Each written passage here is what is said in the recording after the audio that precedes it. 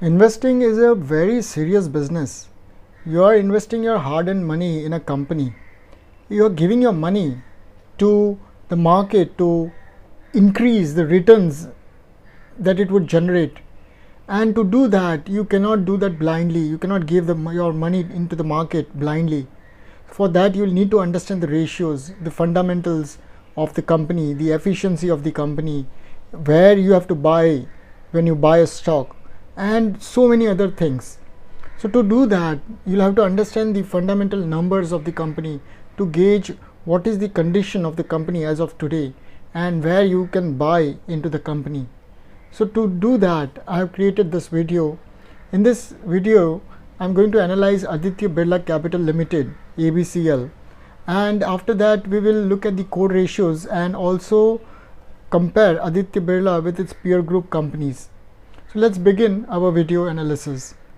Aditya Birla Capital is a non-deposit taking NBFC, and it's a core important company, rather an investment company, and it's registered with Reserve Bank of India. It's a holding company of the financial service businesses of Aditya Birla Group. The promoter group held a stake of 70.48%, of which Grasim holds 55.24% in ABCL. On a consolidated basis, the company posted a net profit of 866 crores in FY 2020 on an asset base, that is the balance sheet size, of 1,13,769 crores against a net profit of 811 crores in FY 2019 and an asset base of 1,09,000 crores. Next, let us look at the core ratios, core numbers, fundamental numbers of the company. The current market cap is 19,439 crores. The company has been listed quite recently, so we do not have the 3 years data. The current price is 80 rupees and it's quite near to its 52-week highest point of 115 rupees compared to the low it had reached of almost 37.4 rupees. So from there it has climbed up quite a bit, almost more than double. Current price earning is 24 times. Book value is 54, whereas the current price is around 80, so it's trading at a premium to its net worth. Company is not paying any dividend as of last. ROCE and ROE values are quite low at below 9% for the recent 12 months. There is no dilution in the face value, it's still at 10. The book value or the net worth 3 years back was around 38 rupees, which has now moved to 54 rupees. So the company has increased its overall net worth or reserves. The total number of shares outstanding in the market is 241 crores and the OPM margin is 39.5%. Generally for all financial companies, OPM margin would be high. The company has not given returns to the investors over both the last 3 years and last 1 year. We have seen our investments having a degrowth of almost 27% over the last 1 year, and on a compounded basis 26.3% drop since last 3 years. So the prices have always fallen since the time we have invested in this company from 3 years back. Company's total borrowings or debt is 50,817 crores, and in the preceding year also, this is the recent 12 months data, and this is the March 2020 figures, which is 56,000 crores, and from three years back it has increased from 33 to almost around 50,000 crores. Company is paying an interest of around 4,342 crores in the recent 12 months against a total debt of 50,000 crores, which works out to approximately less than 10%, which is a good value. Company is collecting its payment from its customers within 10 days, although the debtors wouldn't exist that much for the company since it's into finance business. So we can ignore this particular numbers. Investments is around 27,180 crores. So most of its debt of 50,000, almost half of it is in investments, and it has a cash equivalent of 1,794 crores, a nominal value when compared with the total balance sheet size of 1,15,000 crores. Trade receivables and trade payables we can ignore, it's a very small values. Company's working capital is negative, meaning current liabilities are more than the current assets. So there's an asset liability mismatch. It could be for both the long and the short term. That can be analyzed separately by going into the annual report. current assets on the company's books is 1307 crores, which has increased from where it was 3 years back. So overall assets have increased, not that substantially. Company's debt is almost 55 times its profits. In the peer group analysis, we'll compare it with its peer group companies and see where the group companies debt is compared to the profits. So here it will take the company 55 years to pay off the debt with the current year's profit, considering that the current year's profit will continue for the future years as well.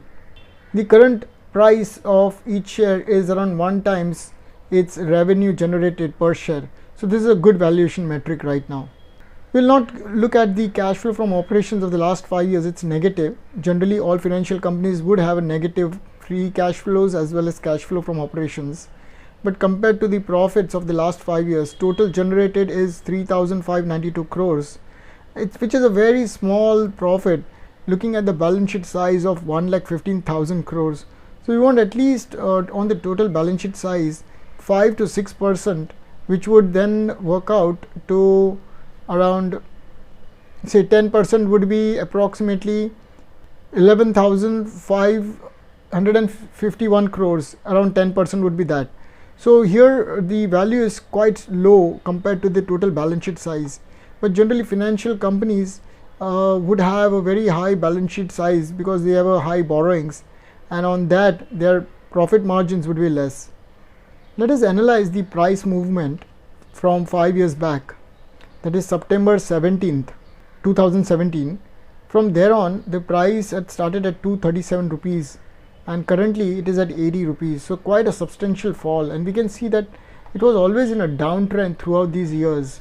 Currently it has managed to climb above its 200-day moving average, which is a slightly bullish sign.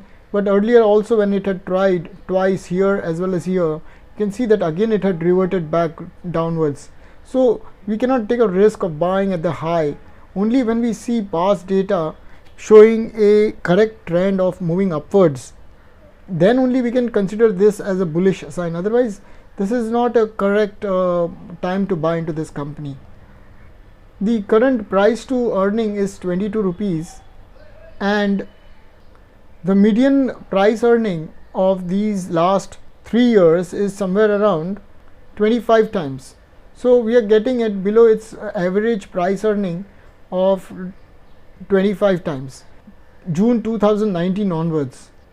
In September 2020 quarter, the company had generated around 5.4% of NPM margin, and throughout we can see it has always been a very low single digit NPM margin throughout the years.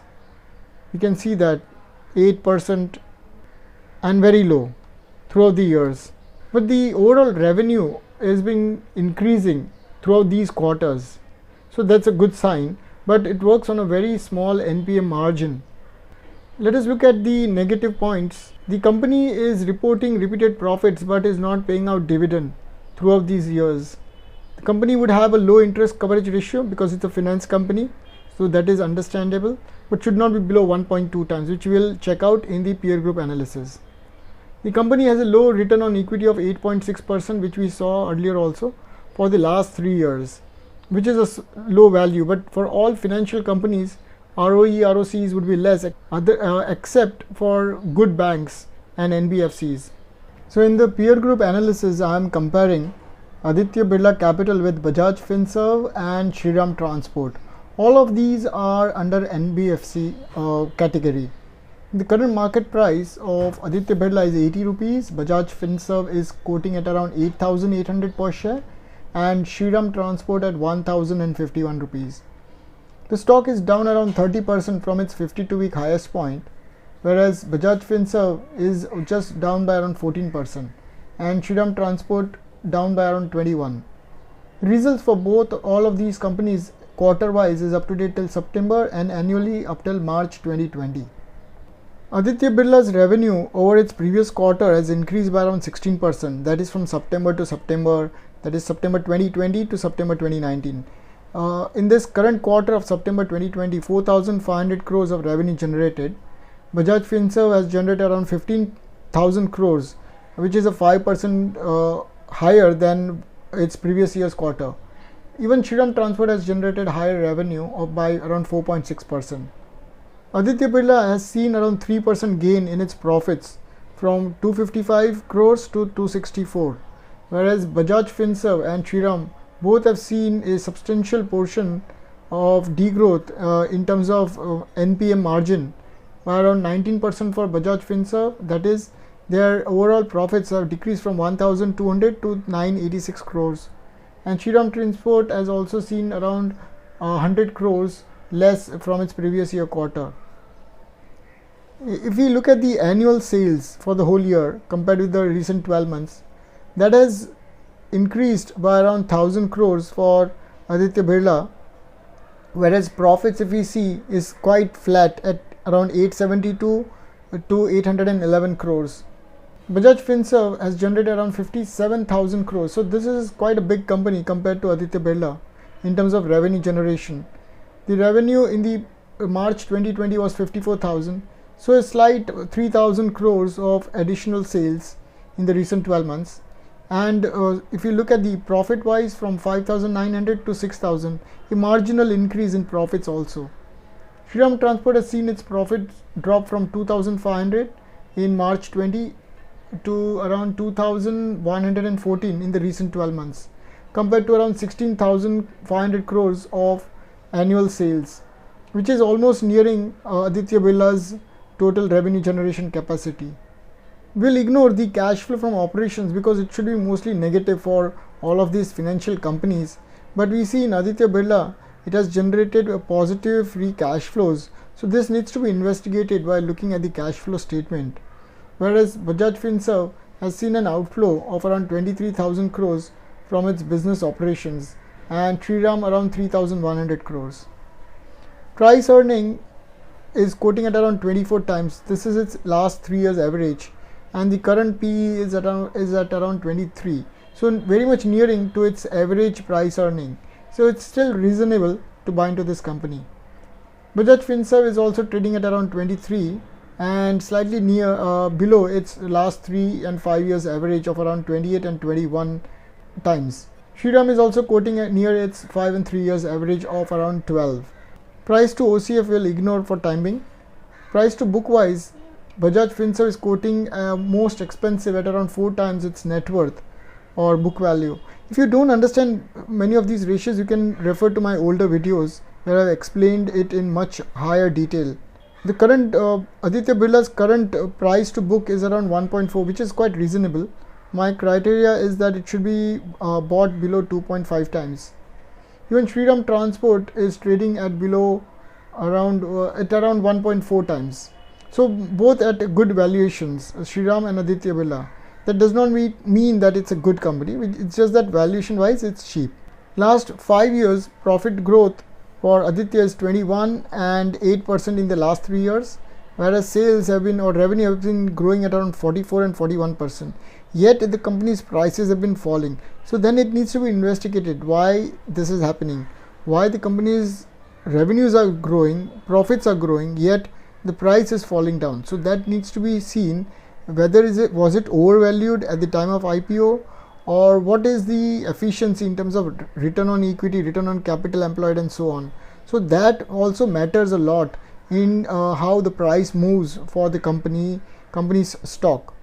See, if you can see here very clearly, the ROEs are even below Shriram Transport's ROE values for both the long-term 5 and 3 years average for ROE, ROCs, whereas Bajaj Finserv is generating almost 21% and 23% over last 5 years in terms of return on equity, and ROC last 5 years at 13%, which is above both Shriram as well as Aditya Birla, and therefore it is getting a higher price to book valuations. And this also shows that the company is efficiently managing both the total borrowings that it has done as well as the owner's funds. I am also taking classes, one-to-one classes. If you are interested, you can contact me to know more in depth about how to analyze companies using fundamental and technical chart. So Bajaj Finserv is growing its profits at 20%, and its revenues at 36 and 30%. So it's even lower than Aditya Birla's overall sales or revenue, yet it is getting a higher premium. Shriram is growing its revenues all in double digits. So all of these companies are growing their profits and sales in double digit, which is a good sign. Return on equity is highest for Bajaj Finserv at 21% in the recent 12 months compared to its last 5 and 3 years average of around 23 and 22. All of these three companies are on a long term basis quoting near their current ROE values. If you can see here, 7.9% in the recent 12 months compared to its long term averages of 9.7 and 8.6. In terms of ROCE also, current is 8.7, whereas long term 5 years is 9.3 and 3 years is 8.9%. So current is also trading near its averages. This is how much it is generating year on year from last 3 and 5 years. Shriram is also generating about 10% of return on capital employed and ROE above 15% for the long term. Bajaj Finserv's ROC values are the highest again at 13% for both long terms 5 and 3 years. Return on assets or total assets is 1.2%. Generally, this values for financial companies would be low because the balance sheet size is huge and the profit is generally quite low against that. So it's generating around 1.2%. On a long term basis, it was around 1.3. So now it has fallen even below its average. For Bajaj Finserv, it's generating almost 4% on its assets, which is a very good value. Even Shriram Transport is generating around 2.34, which is again a good value, better than Aditya Birla for both of these companies. If you look at the long term, 4% and 2.34 for the last 5 years, that's the return on total assets that it has managed to generate. In terms of how well the assets are getting converted into revenue, here we see that Aditya Birla is revenues are almost 25% of its total assets or total balance sheet size, whereas Bajaj Finserv is the highest revenue generated against the assets employed into the business of almost 34%, and Shriram Transport lowest at around 15%. So all these ratios also show, along with profitability, they also show how efficiently the company is managing its resources or deploying its resources. If you look at the last 5 years profit values, Aditya Birla has managed 3,591 crores of profits in the last 5 years. Compare that with the balance sheet size that we saw earlier of almost a lakh crore, which is a very small portion if you look at the profit value. Bajaj Finserv has generated almost 21,000 crores and Shriram Transport 10,000 crores in the last 5 years. For the long term cash flows, all the three companies are showing negative. So it is around 10 times more than the profit earned for Aditya Birla. That is, against the profits of 3,591 crores, the cash going out of the operating activities around 34,000 crores, which is a good value. Generally, we want highest amount of cash going out of the business because that is what the business activity is. Bajaj Finserv's cash outflows are around 90,000 crores and Shriram Transport at around 30,000 crores. We'll ignore the free cash flow for time being. On an average, Aditya Birla since last 5 years is generating around 700 crores of profits. Bajaj Finserv 4,300 and Shriram Transport 2,000 crores. Market cap to net worth, we can see net worth wise, the smallest in these three is Aditya Birla at 13,000 crores and has got a market cap of around 19,000. So there is a premium to its net worth. Whereas Shriram Transport is also quoting at a premium from 20,000 net worth to around 26,000 crores. Bajaj Finserv is a 33,000 crore company and in the market it is available at 1,40,000 crores. All of these companies' contingent liability is very nominal. Generally, banks' contingent liabilities are very high, but NBFCs are at a nominal value.